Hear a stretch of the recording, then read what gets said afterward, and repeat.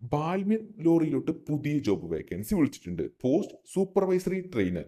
Total vacancy 32. Online വഴിയാണ് അപേക്ഷിക്കേണ്ടത്. അപേക്ഷ സ്വീകരിക്കുന്ന അവസാന തീയതി 22/7/2025.